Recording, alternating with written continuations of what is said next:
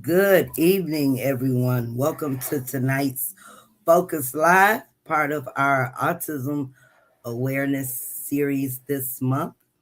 And tonight we're going to bring to you Mr. Charles Gies. Um, he will be sharing a little of his life, uh, how it feels to be an older gentleman on the Autism Spectrum Level 1. Share a little bit about what it was like growing up, not knowing he was on the spectrum, but later on got diagnosed with level 1. A little bit about his family, his work, school, and his love life. So I'm going to drop down and let Mr. Charles up. Please feel free. Questions are encouraged, and we will put the questions up after he finishes his talk. But listen, might learn a little something this evening. All right, Mr. Charles, it's all yours. Okay. Well, I'm Charlie Gies, and I'm 79 years old. Um, I'm a little bit older than Temple Grandin, but like her, I grew up at a time when very little was known about autism. And my parents tried to get information, tried to get straight answers about me, and they tried in vain when I was growing up.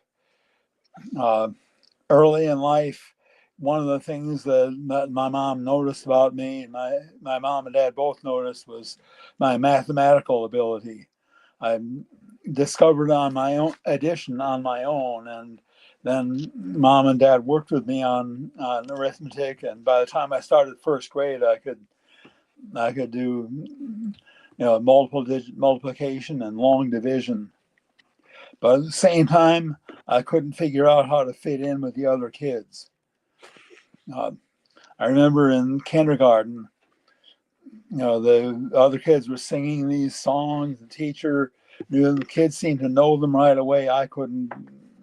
I didn't know them, and the kids seemed to just pick them up from the teacher singing them. I couldn't pick them up, and so felt left out there. And then there came the bus incident. The time the bus was involved in a fender bender accident on the way to school. But and the accident didn't scare me, but it was that the bus driver had to shut us kids up in the bus while he talked at length with the other driver and with a police officer, and I cried nonstop.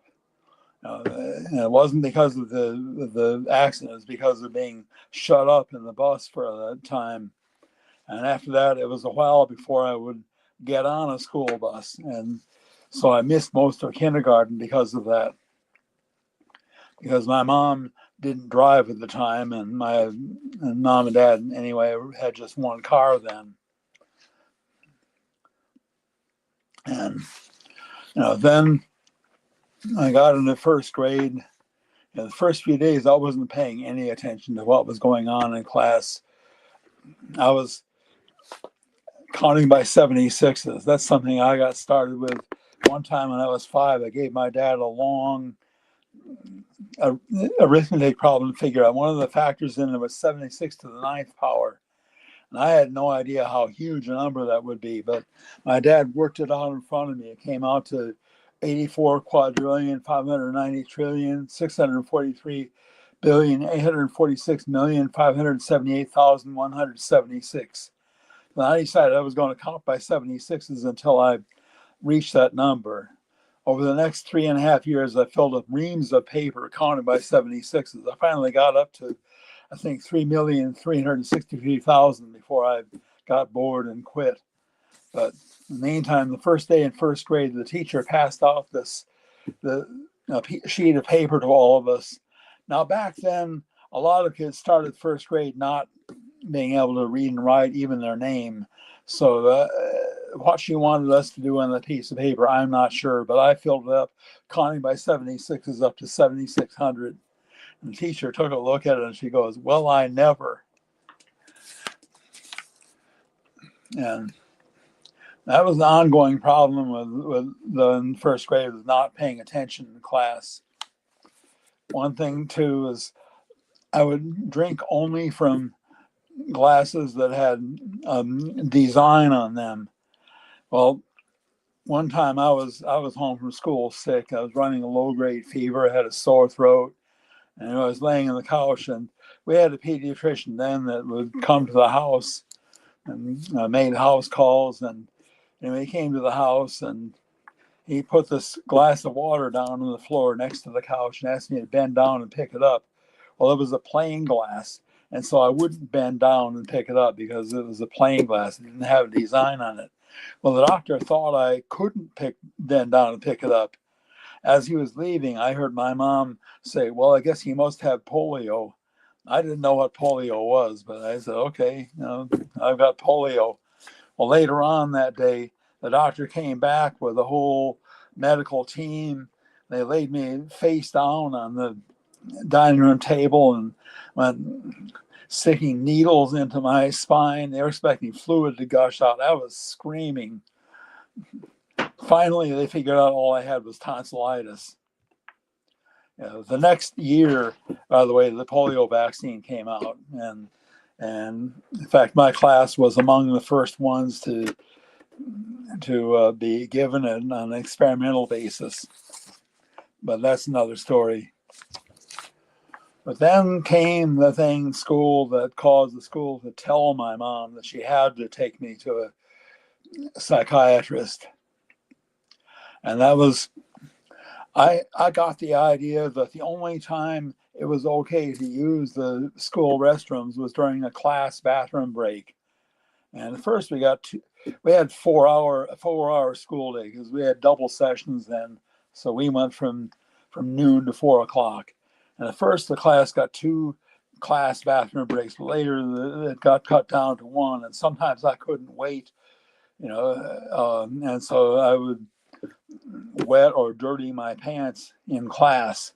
And so after a couple of times of that, the school told my mom that she had to take me to a psychiatrist. So my mom wrote a long letter to the psychiatrist in which she told him everything she'd observed about me that was different.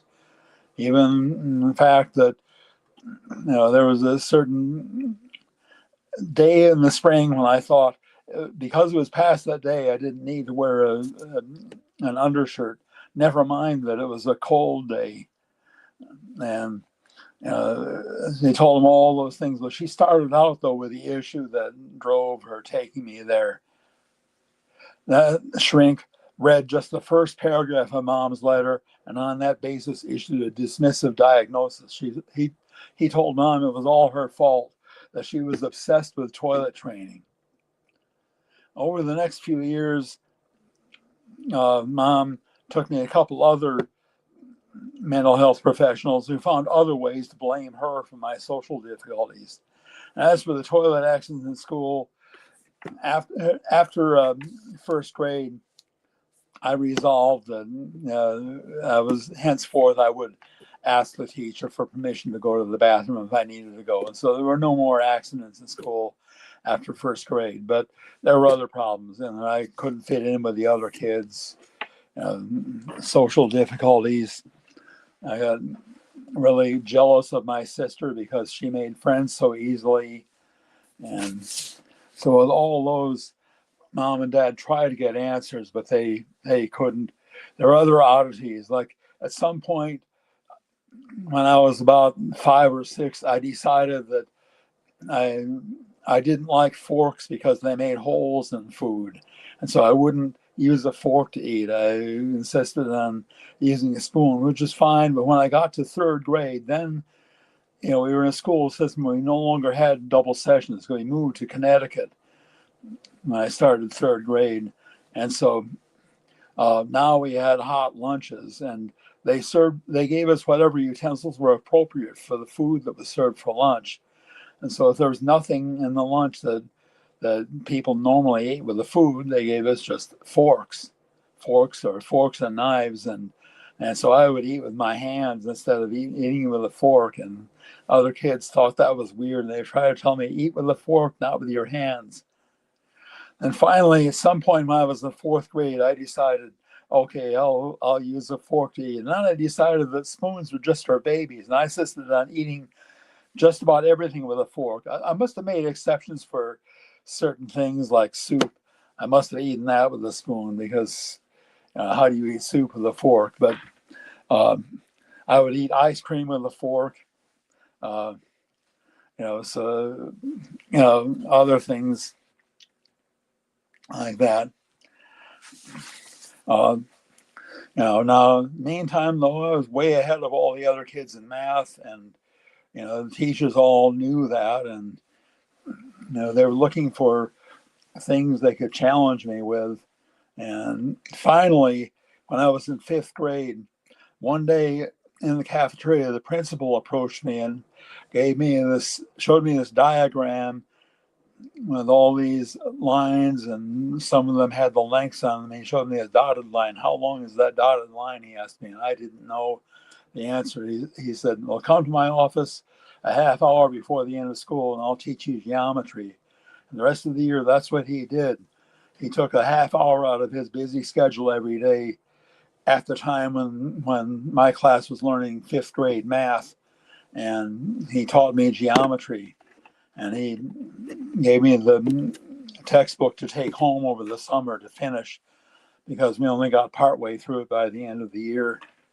And so, that way, sixth grade, the teacher gave me some material on algebra, which helped me. And then in seventh grade, I was in junior high. So then I went to some senior high level classes because junior and senior high were in one building at that time in the town I was in. So I was able to take algebra 2 and then take math 12 when I was in eighth grade. And then they ran out of math courses. I had to take math courses by correspondence. Well, I was able to make friends with some younger boys in the neighborhood, uh, but there are still things. Just my whole way of thinking of things was different. Uh, an example one time was at a movie theater. Now back then, some movie theaters had soda pop machines, and so I got thirsty during the show, went out to the soda pop machine and got me a drink. Now there was a sign on the machine that said, "Please do not take drinks to the seats." So I took my drink into the theater and thought it was okay to stand in the aisle and drink it because after all the sign said just don't take it to the seats. And the usher came up to me and said, "What's the matter? Can't you read?" And I said, "But the sign said to the seats." He must have thought I was being a smart aleck, but that's how I read it. I took it literally the way it was written. I got to where other kids my age were dating. I couldn't navigate the dating scene. I was left out of that. I didn't go to either of my proms. Uh, what I would do, though, I would listen to the radio and I would track week after week the top 40 hits on the hit chart. Um, and one of those things I did, and no purpose to it, and it didn't help me fit in with the other kids. I used to read mystery stories. I devoured Perry Mason mysteries and Mike Shane mysteries. I read a lot of the books that Agatha Christie wrote. But there were a lot of things in there that I really couldn't understand, like, when they got into business dealings, I couldn't really understand those. Uh, Now, when I was in my senior year of high school, my mom and I went to a couple of psychologists in the city of Norwalk, just south of the town where I lived. And we went there every week, and mom would talk with one psychologist while I talked with the other, and they were able to help me handle a lot of situations that occurred at home. So I got along better with the family, and also helped me to be prepared for college life.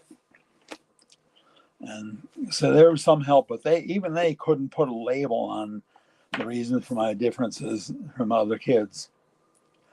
When I was in my senior year of high school, uh, I had just had surgery. I just come out of the hospital. I got back to school first day out of the hospital, first day after recovering from surgery, and another kid tells me, "Get down to the cafeteria for the math contest." They signed me up for it, hoping I'd be back in time. So I went down there. I had no time to prepare for it or anything, but I went down there and participated in the national math contest. The results came back. I placed first in the state of Connecticut. And so that was a big celebration there. A few things that gave me some opportunities for socialization. One was tutoring other kids in math. Because other kids came to me for help with their math work because I was way ahead of them, and they knew they could.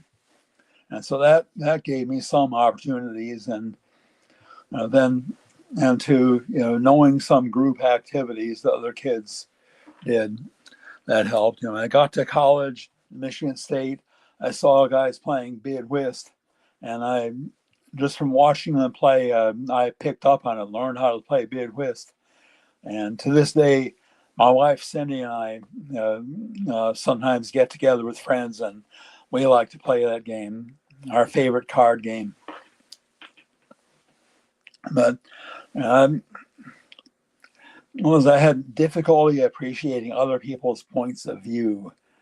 One day, right at the end of my freshman year, another student took me aside and gave me a whole bunch of advice. He'd kind of seen everything I'd done, and that was, and things like look at people when you're talking to them, and just things like that. He told me they helped somewhat. Um, I briefly dated one girl there that I was introduced to, and those were things that helped.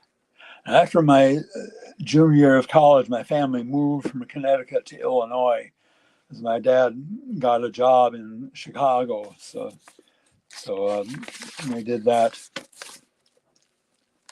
Another thing that changed in my life was I began having Bible discussions with Jehovah's Witnesses, and I became one of Jehovah's Witnesses when I was in my senior year of college.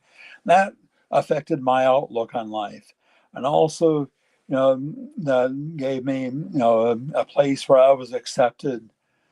Again, people knew that there was something different about me, but they accepted me as I was, and I could be part of a brotherhood there.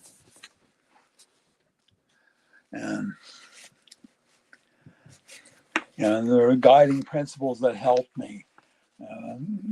Things like the principle of love of neighbor, and over the years, things I've had to learn over the years, being patient with people, being reasonable. I've had to learn those things.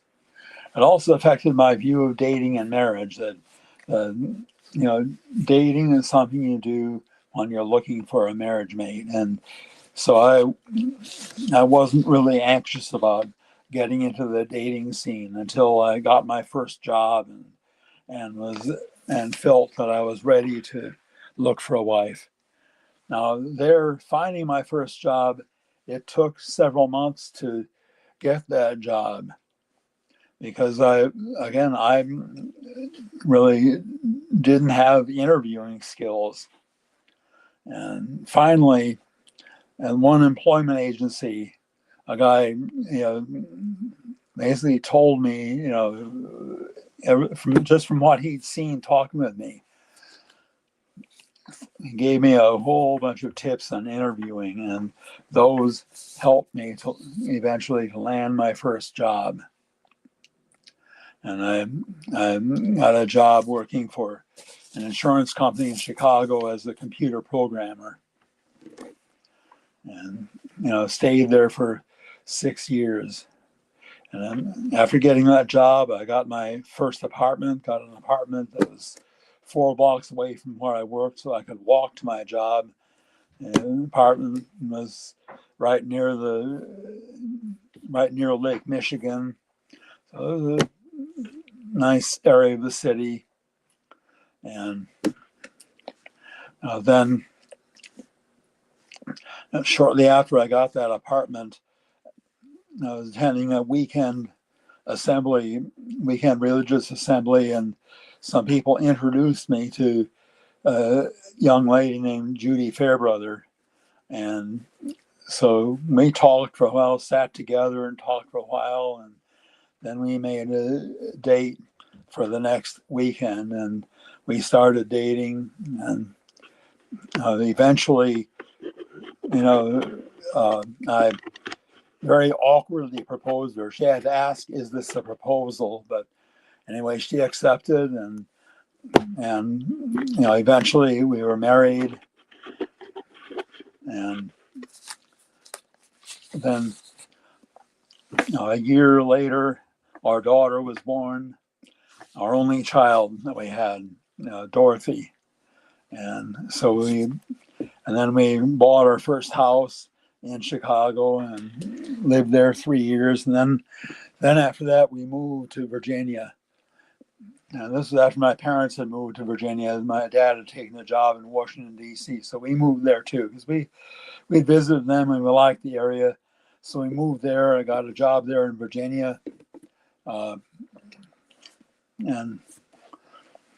I would end up living in Virginia for just shy of 40 years from that juncture. And at the time we moved to Virginia, my daughter was 3 years old. Well, it was then that I first heard the term autistic. Judy told me there was a movie on TV about a program for teaching autistic children. I asked, "What's that?" She said, "Well, children are kind of off in their own world." And I said, "Well, I kind of, I was a kid. At times I was kind of off in my own world. I was thinking about first grade, and I was counting by 76s and not paying attention to what the teacher was doing. But then I saw these kids spinning wheels on their toys endlessly. And I said, no, I didn't do that. So I kind of dismissed it as having any application to me. Uh, I met a young man. Judy and I met a young man. He came to be in our congregation who was autistic, and he, in fact, had benefited from that program that they had watched in that TV movie. And I could see some mannerisms of his were similar to mannerisms of mine, but still I kind of dismissed my differences as having anything to do with him. But I was aware that my way of thinking, my way of looking at things was different from that of most people. My way of reasoning was different. Well, years later, and by now I was in my late 40s, my daughter went to see the movie Rain Man. And after she saw the movie, she began urging me to watch the movie. Well, I kind of thought, okay, but I didn't really pay much attention to that. But then one day I turned on the TV and the movie Rain Man was coming on. Now, I'll mention also, several months earlier, there'd been an issue of Awake magazine that had an article about autism. And there was a box in that article about special abilities, about the fact that some autistic people have special abilities in areas like math and music. And I wondered then, is there a milder form of this, that could fit me? Because I could see some similarities. Well, when that movie Rain Man came on TV, I said, Dorothy's been urging me to watch this movie. I should go ahead and watch it. So I did. And I quickly saw quickly realized why Dorothy had been urging me to watch the movie Rain Man. Uh, I could see that I was a more severe version of Raymond. Now, I, I can do calculations in my head, but not the way he could. But at the same time, Raymond was unable to make a very simple practical application of his math, whereas I had no trouble making practical application of my math. So, there were differences there, but I could see a lot of similarities. And uh, just a minute.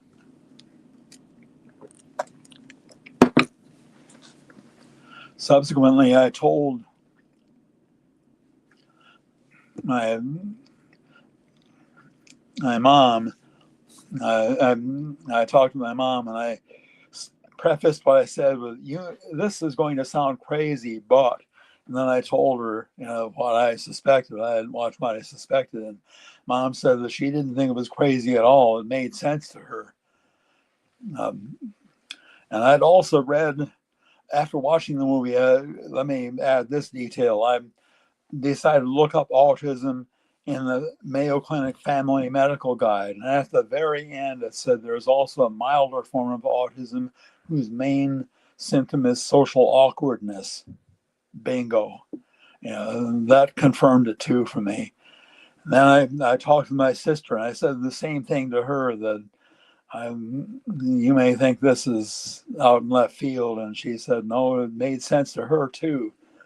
And then subsequently, I turned on NPR one day. I turned on an NPR station, and it happened that they were airing an interview with Temple Grandin regarding her book Thinking in Pictures, which had just been published then, and she was talking about the book, and I could relate still more to some of the things she was saying. So I went out and got her book, read the book. It made sense, and so I decided to call the local Autism Society, and the president of the local chapter of the Autism Society of America told me the name of a neurologist that she worked with. So I went to him, and I just from telling him my background and things, he said right away, "Yeah, that's you. You've got Asperger's syndrome," which is what level 1 autism was called back then. And so that's where I got my formal diagnosis. Well, now I'm going to go back to Judy. Now, Judy had some challenges of her own, and some of them went back to when she was born. There was a delay in getting her breathing. Some had to do with different things in her childhood, but she had a problem with food, and she put on a huge amount of weight and ruined her health with overeating. And and a lot of us, there's a couple of people who really tried to help her, but even they couldn't really fully understand her. And anyway, she, was kind of on her last legs at that point. And now when we had moved to Virginia, there was somebody we had met then.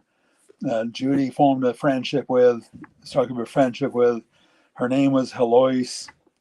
Her husband was an advisor to Senator Henry Jackson from the state of Washington, and they had recently separated. And anyway, Judy came to be friends with her. And a few years later, Heloise and her husband divorced, and then a few years after that, she moved back to Connecticut, where she had lived before. But Judy and I stayed in touch with her, and we visited her once, and we stayed in touch anyway over the years. And I came to admire Heloise quite a bit. And she, I guess, And he felt quite a little of admiration for me too, but it was just admiration, no romantic feelings or anything.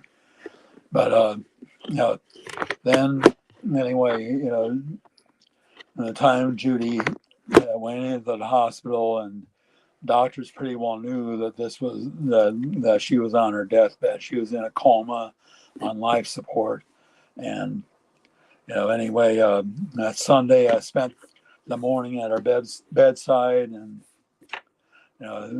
she wasn't aware of it, but I was there with her, and then I went and grabbed a bite to eat. And our congregation met in the afternoon at that time. There was another congregation that met there in that same Kingdom Hall in the morning. And so when I got to the Kingdom Hall of Jehovah's Witnesses there that I attended, they had made an announcement in the congregation that met in the morning about Judy. And so some of the people in that congregation, as I was walking from my car to the hall, came up to me and were expressing their condolences.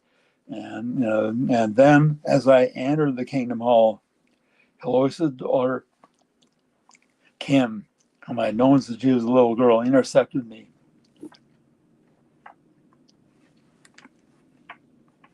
And she told me there was somebody outside waiting to see me. So she took me back out.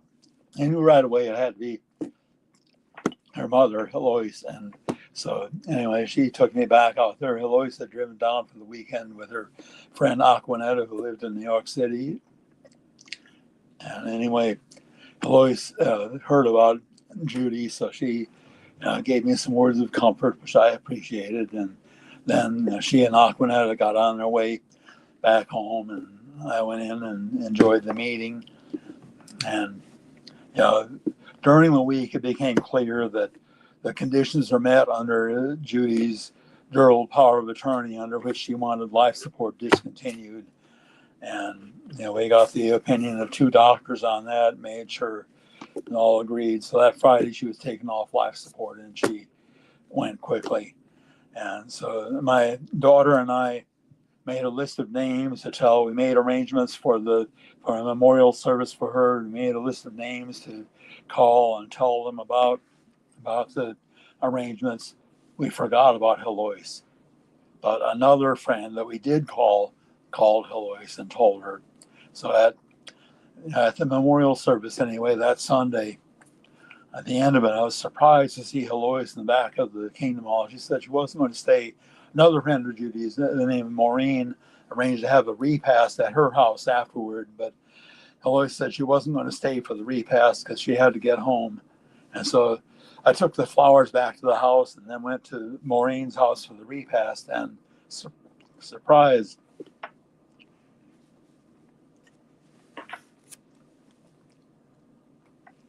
Heloise was standing out there. So anyway, we sat down and outside on a swing seat that Maureen and her husband had outside their house, and we sat down and we talked a long time.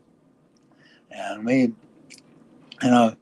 over the next few weeks, we talked occasionally, and I helped her with over the phone with something, an assignment she had in her congregation. I helped her with that, and anyway, then she began to think, why is he calling me so much? And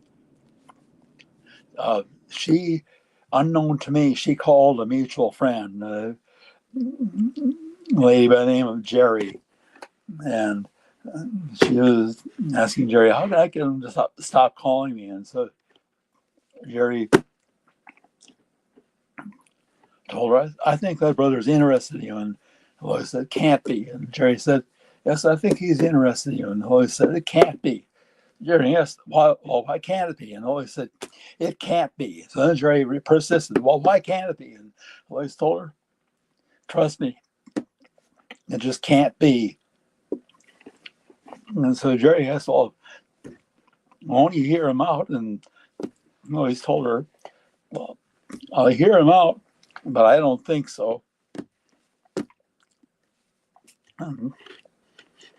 Anyway, the next time I called Lois, she was ready for me. After we had exchanged initial pleasantries, she said, nothing personal. I don't want you to take this personally or anything, but I'm sick to death of white folks. She thought that would scare me off. It didn't. So then she tried another angle. Do your parents know you've been talking with a black woman? How do your parents feel about race? And I told them all they care about is they want me to be happy. And she didn't believe that, but she couldn't argue with that.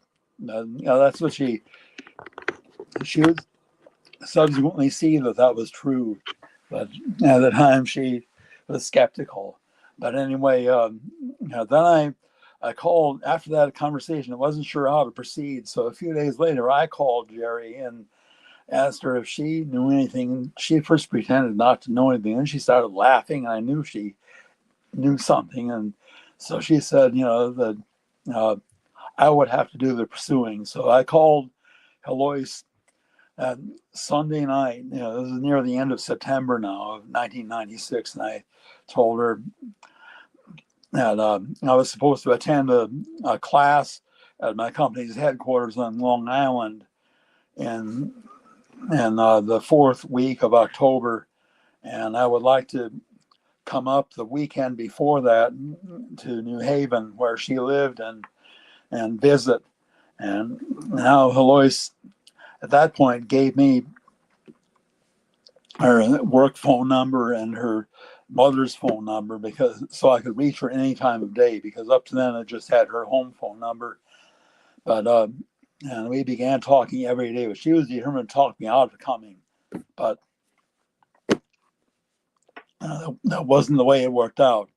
As the second weekend of October approached, uh, uh, people who knew Heloise began to notice a glow about her, and people who knew me began to notice a glow about me, and we were falling in love. And that Sunday, I told Heloise, when we talked on the phone, I told her that I loved her. Next day, I got home from work, and I found that Heloise had left a love song on the answering machine. And then that weekend, I went up to New Haven. We had our first date in person, and the following weekend, it was the next time I crossed paths with her friend Aquanetta. Was the following Saturday after I got out of class.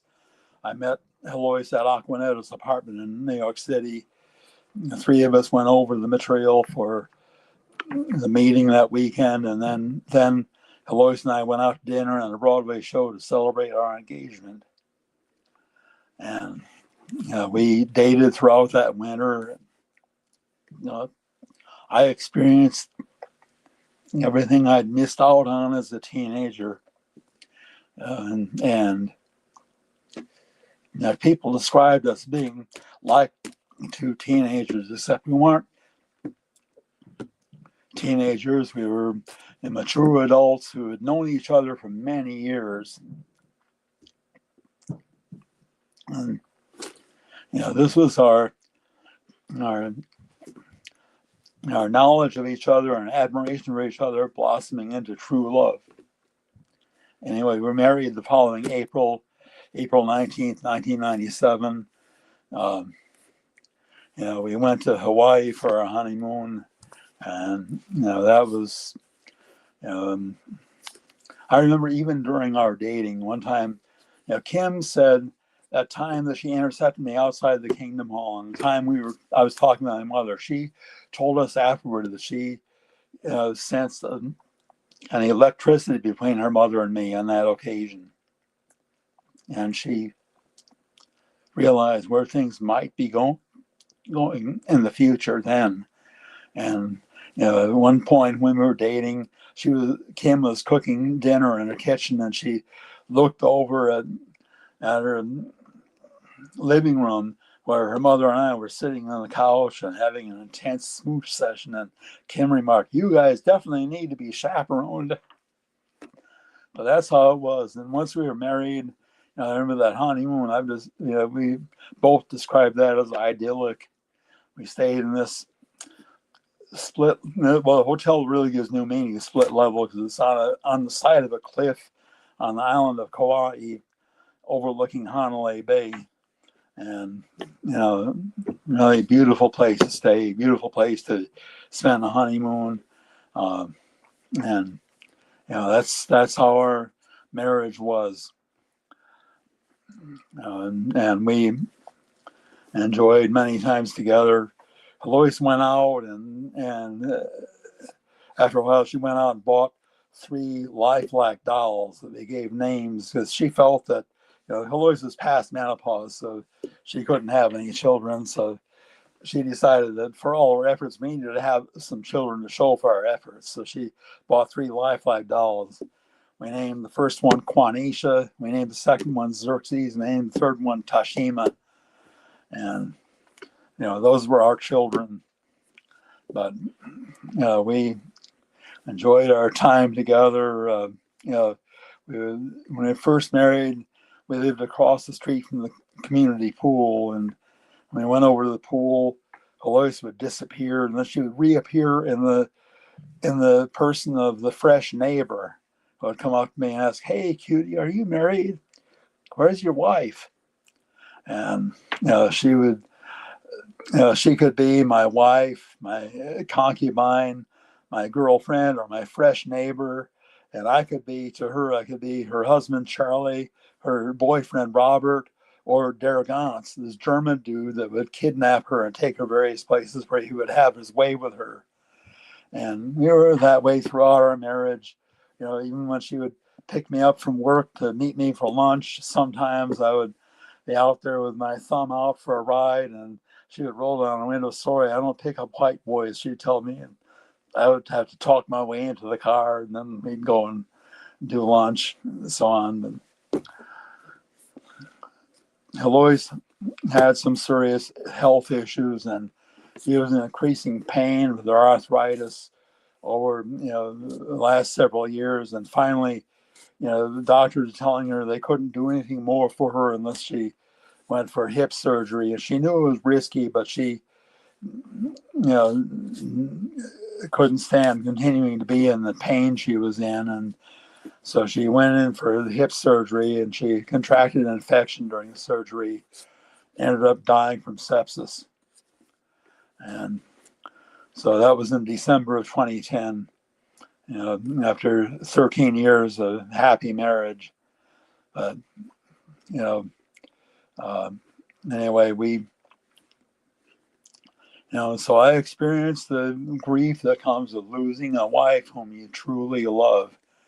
And it took several months to get through that. And, then eventually I realized, though, that coming home to an empty apartment day after day was getting old. And so I called up Cindy, a good friend of Heloise's, whom I'd met when I was dating Heloise.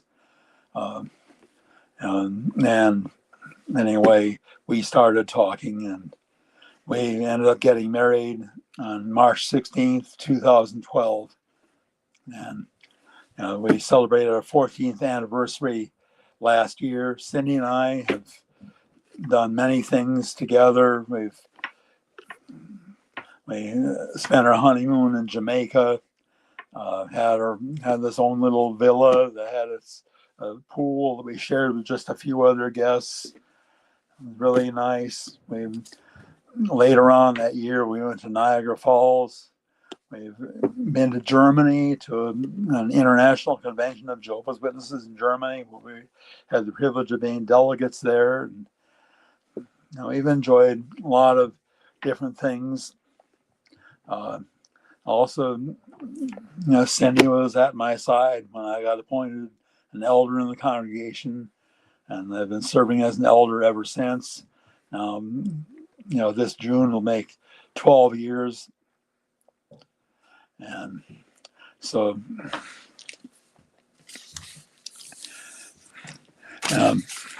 anyway, those are things we've been. I retired finally in January of 2015. At that point, my company eliminated my job along with the jobs of a lot of the people that worked in that building, and that came with a severance package. And so When I called Cindy with the news, she said it's time to retire. So I retired, moved to Charlotte for a couple of years, and then we decided we were thinking about buying a house, and we decided to move to Connecticut because Cindy really wanted to be back near her family and friends that she'd known for many years because she'd lived in the New Haven area all her life. And it's also put me closer to my daughter who lives in Maine now. And so and Dorothy and I talk regularly to, you know, understand her insights about autism. My mom died in 2013 at the age of 98. In the last years of her life, she and I talked a lot about the years of my childhood, and she came to understand me a lot better. And I came to understand a lot of things about her that I didn't know. So now we really got closer than we'd ever been before. And now, anyway, Cindy and I have our life together, and we're enjoying it. That's where we are. I'll take questions.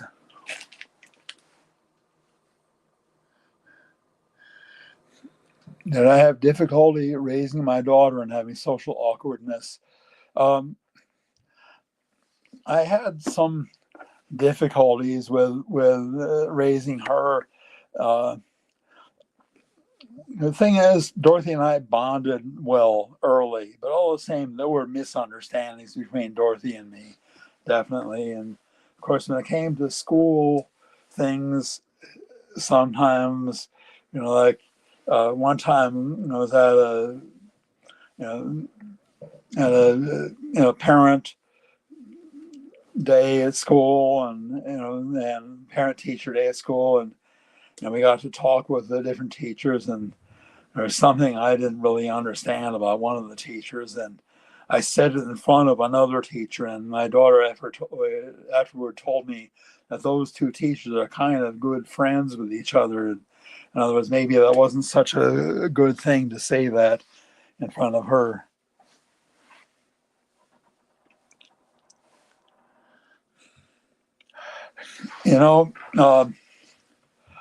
Looking back, I can think of a number of people over the years I've met that I now believe were on the spectrum, although really there's no way of knowing because at the time, I'd never heard of autism when I was growing up, and even if you did, it wasn't even what medical science thought it knew about autism was mostly wrong.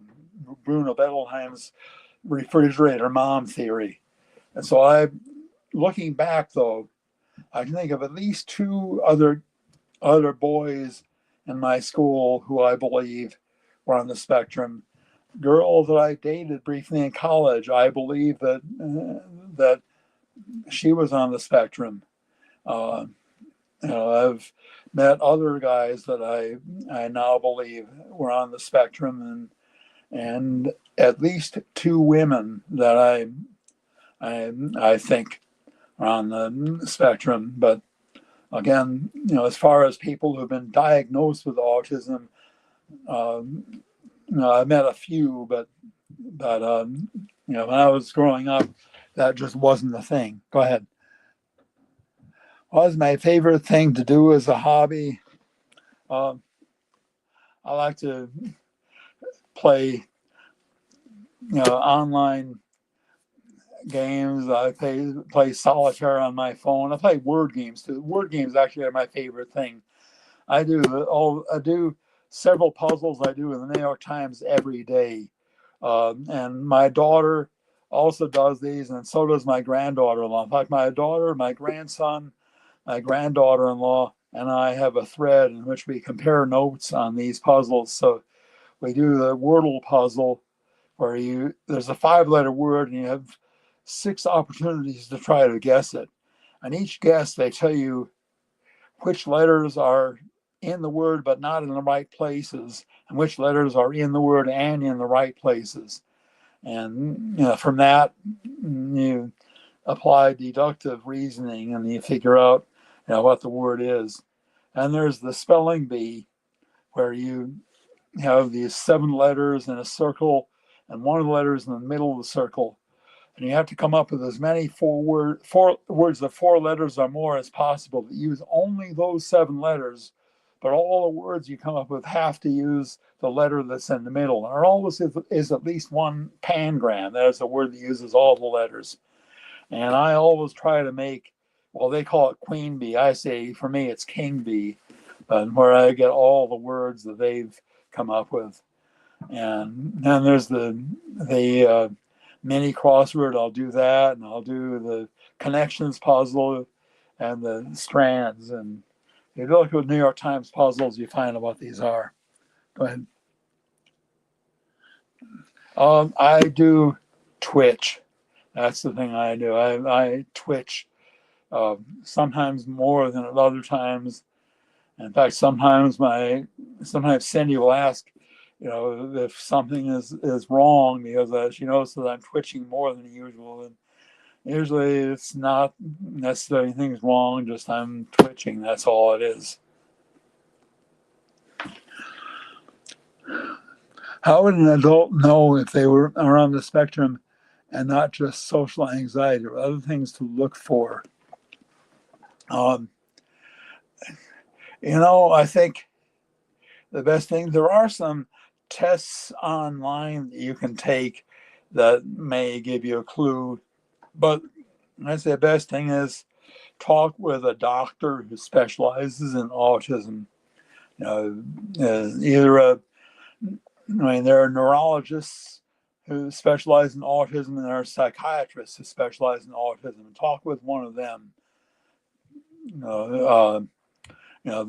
These online tests might give you a clue, but and also just reading some of these books too about autism could give you a clue about it.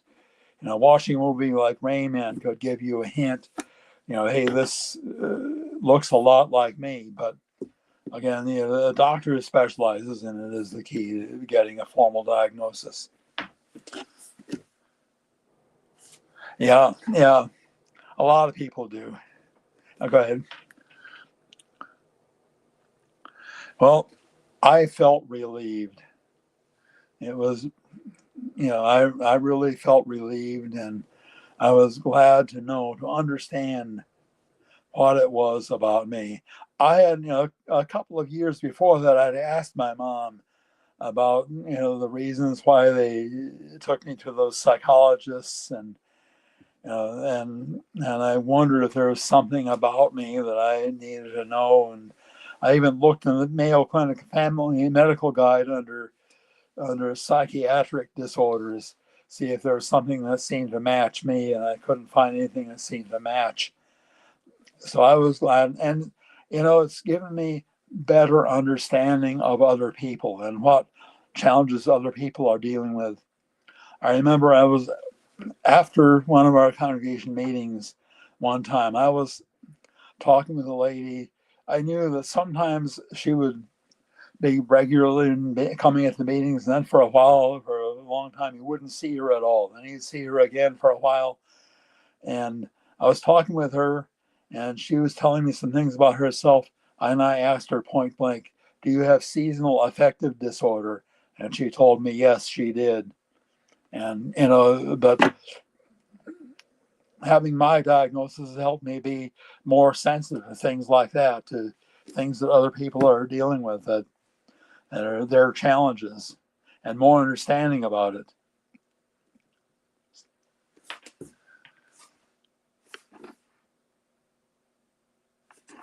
Well, I would say, if you feel like you are, again, reading a book about autism may give you additional, confirmation. Ultimately, what I would say is find, and the local chapter of the Autism Society here in the United States, the Autism Society of America has local chapters everywhere, and they can probably refer you to either a neurologist or a psychiatrist who is knowledgeable about autism, and that would be the place to get the diagnosis.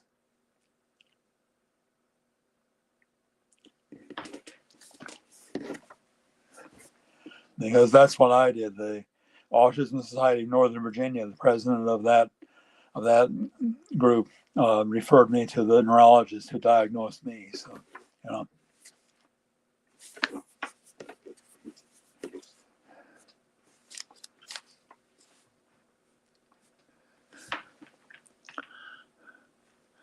Well, it's my pleasure. Again, I'm glad. I hope that what I've shared too is encouraging to some of the parents here.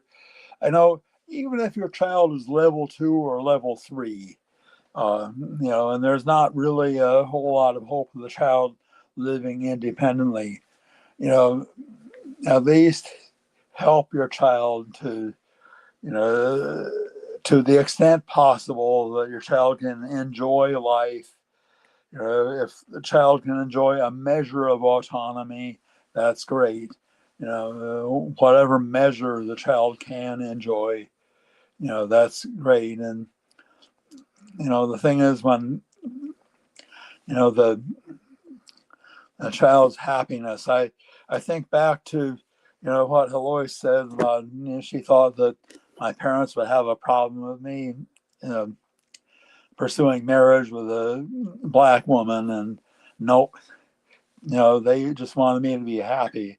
At the wedding, somebody saw my sister bawling like a baby, and they asked Jenny what was wrong. And Jenny told them, no, those weren't tears of sadness. They were tears of joy at seeing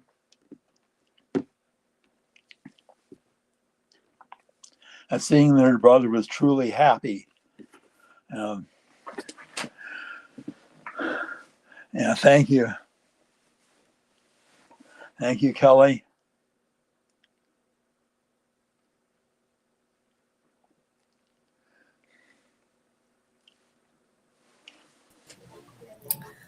Well, if there is nothing further from anyone else, we'd like to thank Mr. Charles for sharing his story. But as you guys know, Mr. Charles is usually here with us on Sundays. So anytime you have a question for him, please feel free to ask. He's a cool guy. He's a cool guy. Well, try to be. I try to be helpful to people. And you Uh, are. You are. yeah, and We I try appreciate to be your life story. encouraging. When people come on to our group and other groups too, asking what's one piece of advice you give a parent of a child who's just been diagnosed with autism, and my one piece of advice is try to be as optimistic as possible. Yes. Yes. Good advice. Good advice. Okay, you guys, on your way out, please make sure you thumbs up, show some support by showing some love to the live. I appreciate each and every one of you. Kelly, homeschool peace. We had who else we had in here? Had I think Tara. Yep. Thank you guys. I appreciate you and anyone else who's watching. We appreciate you. And we hope to see you guys next Sunday. All right. All Have a right. great Good rest of the night. evening. Thank you, Mr. Charles. Yeah, thank you for inviting me. Good night, everyone. Good night.